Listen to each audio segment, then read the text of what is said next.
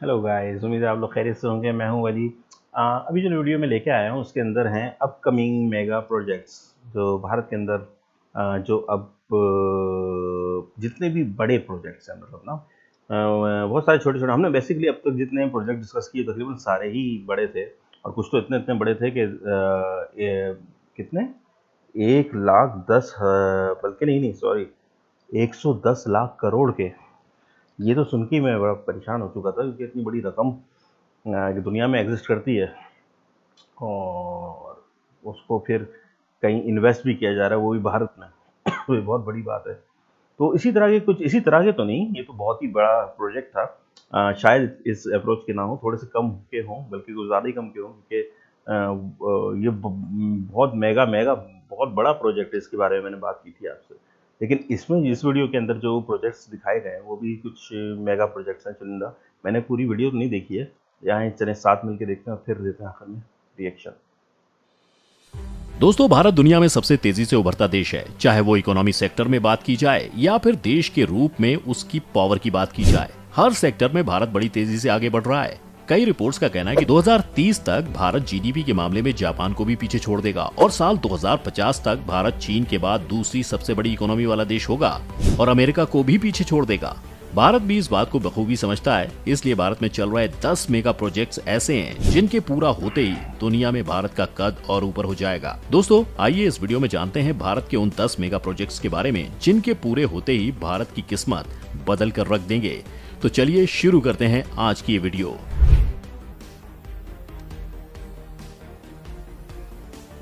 Number 1, Aditya L1 project. ISRO बिना किसी रुकावट के पूरे समय सूरज को ऑब्जर्व करने और उसके डेटा को इकट्ठा करने को लेकर आदित्य L नाम का एक प्रोजेक्ट प्लान कर रहा है। इस प्रोजेक्ट के तहत भारत आदित्य L1 सैटेलाइट को सूरज और पृथ्वी के बीच भेजेगा। पर सूरज को हर समय ऑब्जर्व करना इतना आसान नहीं है, क्योंकि समय समय पर सूरज पर ग्रहण पड़ता रहता है और अगर छोटी सी भी परेशानी इस मिशन में आ जाती है तो ये पूरा मिशन पूरी तरह से बर्बाद हो जाएगा। पर अगर भारत ये मिशन करने में सक्सेस हो जाता है तो ये भारत के लिए दुनिया भर में एक ऐसी अचीवमेंट बन जाएगी जो भारत की पावर का डंका पूरी दुनिया में बजा देगा। नंबर 2, दिशा और तृष्णा मिशन। इसी तरह इसरो दिशा और तृष्णा नाम के मिशन को भी प्लान कर रहा है, मगर पिछले 2 सालों से कोविड के चलते भारत को अपने कई स्पेस मिशंस डिले करने पड़े थे। पर अब एक बार फिर भारत अपने मिशंस पर तेजी से काम को आगे बढ़ा रहा है। वहीं दिशा मिशन के तहत इसरो दिशा नाम का सैटेलाइट अंतरिक्ष में भेजकर पृथ्वी की आखिरी परत पर स्टडी करेगा। वहीं तृष्णा प्रोजेक्ट फ्रांस के साथ मिलकर किया जाएगा। इसमें सैटेलाइट को अंतरिक्ष में भेजकर पृथ्वी की लैंड सरफेस की मैपिंग करेगा, जिससे जंगलों, natural resources assessment, urban area, जंगलों की मैपिंग करी जाएगी। रिपोर्ट्स के मुताबिक ये अब तक की सबसे सटीक मैपिंग होगी। Number 3, Bharatmala project. ये project national highway development project का अपडेटेड प्रोजेक्ट मान सकते हैं। इस प्रोजेक्ट में सरकार करीब 50,000 किलोमीटर रोड, हाईवे और एक्सप्रेसवे बनाने का लक्ष्य रखती है। इस प्रोजेक्ट से economic corridor, border area, remote area को जोड़ने का काम करेंगी। इससे भारत के एक्सपोर्ट को मदद मिलेगी। साथ ही इस प्रोजेक्ट में होने वाले डेवलपमेंट से मजदूरों को रोजगार मिलेगा। इस योजना के पूरे होने के बाद करीब 22 मिलियन रोजगार पैदा हो सकेंगे। इस योजना के तहत करीब 9,000 किलोमीटर तक के इकोनॉमिक कॉरिडोर, 6,000 किलोमीटर तक इंटर कॉरिडोर के साथ ही कई किलोमीटर रोड्स बनाई जाएंगी।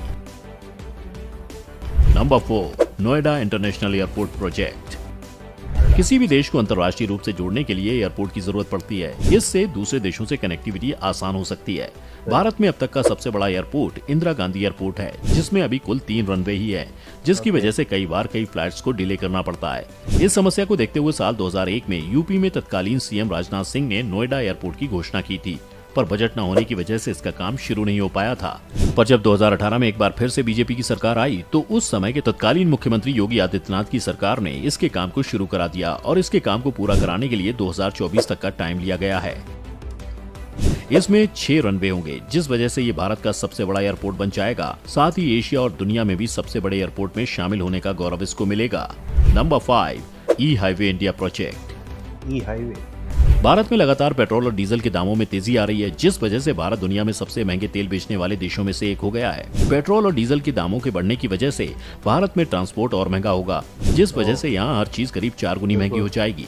इसको देखते हुए भारत सरकार ने ई हाईवे बनाने की योजना बनाई है, जिसमें भारत में पेट्रोल और डीजल की मांगों में भारत में काफी कमी आएगी। साथ ही भारत कम कार्बन डाइऑक्साइड पैदा करने के अपने लक्ष्य को भी पूरा कर पाएगा। पहला ई हाईवे दिल्ली से मुंबई की ओर बन रहा है, जिसका पहला पार्ट 2022 के अंत तक बनकर तैयार होने की उम्मीद है। इस हाईवे में हर गाड़ी 120 किलोमीटर प्रति घंटा की रफ्तार से चल पाएगी और दूसरे इलेक्ट्रिक वाहनों की चार्जिंग के लिए अलग से लेन बनाई जाएगी। लाइन भी अलग से बनाएगी। नंबर 6, कच्ची दरगाह बिदपुर ब्रिज। ये ब्रिज आने वाले समय में बिहार में एक पहचान के रूप में बनकर निकलेगा। ये ब्रिज बन जाने के बाद ये भारत का दूसरा सबसे बड़ा वाटर ब्रिज होगा, जो कि 9.76 किलोमीटर लंबा होगा। इस ब्रिज की शुरुआत साल 2015 में हुई थी। इसके पूरा होने का अनुमान 2023 तक लगाया जा रहा है। ये ब्रिज पटना की कच्ची दरगाह से बिदरपुर तक जाएगा। इसके बन जाने के बाद महात्मा गांधी सेतु का लोड करीब आधा हो जाएगा। पटना से बिदरपुर जाने के लिए अभी केवल एकमात्र महात्मा गांधी सेतु पुल ही है। यह पुल अंग्रेजों के द्वारा बनवाया गया था। इस समय यह काफी जर्जर हालत में है, जिसकी वजह से यहाँ घंटों जाम लगता है। साथ ही आए दिन सड़क दुर्घटनाएं होती रहती हैं। कच्ची दरगाह बिदरपुर ब्रिज बनाने की लागत करीब 3115 करोड़ बताई जा रही है। Number 7, redevelopment central Vista. इस प्रोजेक्ट के अंदर भारत की कई ऐसी चीजें हैं जिनको रीडेवलप किया जा रहा है, जिसमें से एक भारत का इस समय का संसद भवन भी है, जिसे 1927 में ब्रिटिशर्स के द्वारा बनाया गया था। वर्तमान के संसद भवन की बात की जाए तो उसमें कुल 790 सांसदों के बैठने की व्यवस्था है, लेकिन वहीं नए संसद भवन बनने के बाद उसमें 1272 सांसदों के बैठने की व्यवस्था होगी, जिसमें लोकसभा के 888 सांसद और राज्यसभा के 384 सांसद बैठ सकेंगे। इसमें कुल 4 फ्लोर्स हैं। सितंबर 2021 से ये बनना शुरू हो गया था। वहीं इसका फेज 1 सितंबर 2022 में बनकर तैयार हो चुका है और इसका उद्घाटन खुद प्रधानमंत्री नरेंद्र मोदी ने किया है। नवंबर 2022 तक ये पूरे तरीके से बनकर तैयार हो जाएगा।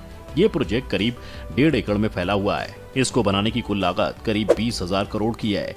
इसका पूरा काम टाटा प्रोजेक्ट को दिया गया है। इसमें पीएम और राष्ट्रपति के लिए भी नए भवन बनाए जाएंगे। Number 8, river interlinking project.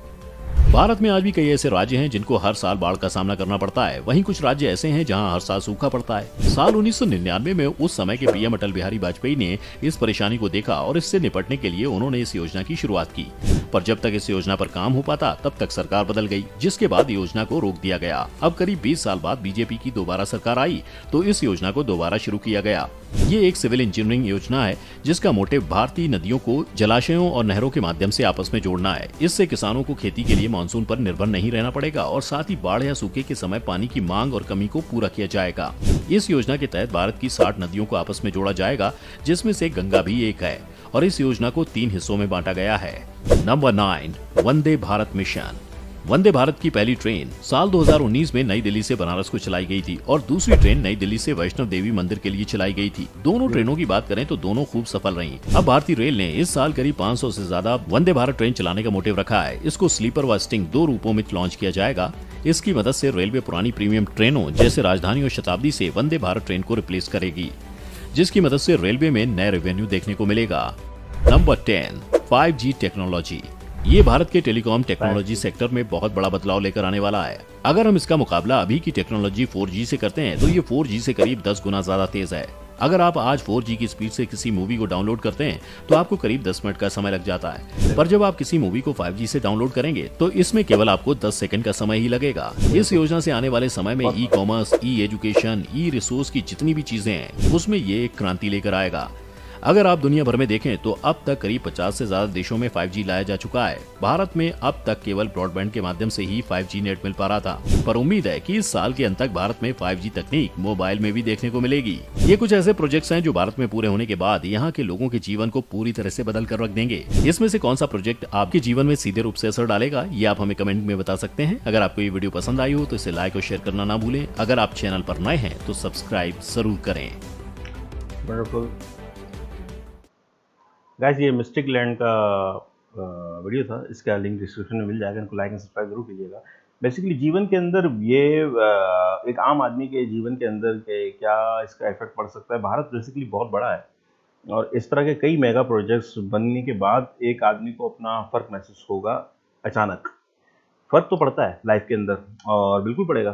छोटी मोटी डेवलपमेंट का भी फ़र्क पड़ जाता है, लेकिन ये कि वो इतना धीमा महसूस होता है कि वो पता नहीं चल पाता। बहुत धीमा होता है क्योंकि एक आम आदमी का गुज़र तो उस पुल से नहीं है और एक आम आदमी का जो है इसरो से भी इतना लेना देना नहीं है, लेकिन कहीं ना कहीं जाके छोटा मोटा डिफरेंस पड़ जाता है, और वो छोटा मोटा डिफरेंस पूरे इंडिया में पड़ता है। समझ रहे हैं आप? इस तरह नहीं पड़ता कि किसी एक खास नागरिक को जो है बहुत कुछ मिल जाए, बहुत कुछ समझ जाए, उसको वो हो जाए, नहीं, ये पूरे इंडिया के लिए है, तो फिर महसूस बड़ा हल्का होगा, लेकिन फ़र्क बिल्कुल पड़ेगा, क्योंकि ग्रेजुअली इंक्रीज़ कर रहा है इंडिया। तो ये जितने भी मेगा प्रोजेक्ट्स हैं, ये सारे जो हैं वो उसके अंदर अपना अपना पार्ट निभाएंगे एक साथ मिलके, क्योंकि देखें एक साथ ग्रो कर रहा है, ठीक है। तो इसके अंदर ये नहीं है कि एक जगह कंसंट्रेट हो रहा है और फिर वही चीज़ें बनी जा रही हैं, तो वो नज़र आया था, हाँ भाई देखो ये चीज़ें हमारे यहाँ बन रही हैं और हम यही काम कर रहे हैं, नहीं, क्योंकि हर तरफ हर जगह अपना फंड भेजा जा रहा है गवर्नमेंट का, और मुख्तलिफ़ किस्म के प्रोजेक्ट मुख्तलिफ़ किस्म की जगहों पे शुरू किए जा रहे हैं, और हर किस्म के प्रोजेक्ट किए जा रहे हैं। पूरा भारत स्मार्ट हो रहा है अगर आप देखें, तो उसमें जो है वो फ़र्क अचानक पता नहीं चलेगा। अचानक कुछ चीज़ों का देखें, कुछ चीज़ों का तो पता चल जाएगा। 2024 के बाद तक जो है ना, जो कुछ चीज़ भारत आप चमकता हुआ देखेंगे, काफ़ी कुछ चीज़ें आपको पता चल जाएँगी कि हाँ यार, हमने कुछ किया है। अगर ये प्रोजेक्ट कंप्लीट हो जाते हैं, काफ़ी प्रोजेक्ट हैं जिनकी डेडलाइन जो है 2025, 2024 तक में भी है। तो वो बिल्कुल देखने को मिलेंगे। लेकिन ओवरऑल एक आदमी की लाइफ के अंदर जो फ़र्क है वो, क्योंकि वो तो सस्टेन कर रहा है ना महंगाई वगैरह को भी, और बहुत सारी चीज़ों को भी, सिक्योरिटी को, करप्शन को, ये चीज़ें वो कर रहा है। तो इन चीज़ों में जब फ़र्क आता है तो उसको महसूस होता है कि हाँ ठीक है, उसको फ़ारिग होता है वो, कि वो देख सके कि उसके अराउंड में क्या है। वो मुस्तकिल बिज़ी रहता है, मतलब उसका दिमाग बिज़ी रहता है। वो जब वो गाड़ी चला रहा है तो वो रोड देख रहा होता है, वो सीधा, क्योंकि उसको ऑफ़िस जाना है। तो वो माहौल नहीं देखता, देख भी लेता है, अगर कभी वो देख भी ले माहौल, तो उसके ज़हन में ये होता है कि उसके उस प्रेशर, वर्क प्रेशर बहुत होता है। आम नागरिक जब उस प्रेशर से थोड़ा-सा हटेगा ना, इन्हीं चीज़ों के होते हुए, इन सारे मेजर मेगा प्रोजेक्ट्स के बाद, जब वो एक फाइनेंशियली सस्टेन करेगा इंडिया, बहुत अच्छी तरह कि एक आम नागरिक को फ़र्क पड़ रहा है, तो फिर वो फ़र्क महसूस बिल्कुल होगा। चलें गाइस, बहुत लंबा तफ़सील हो गई ये तो। फिर मिलते हैं आपको नेक्स्ट वीडियो में। मुझे लाइक एंड सब्सक्राइब कर दीजिएगा, और बस साथ रहिएगा। फिर मिलते हैं नेक्स्ट वीडियो में। Take care.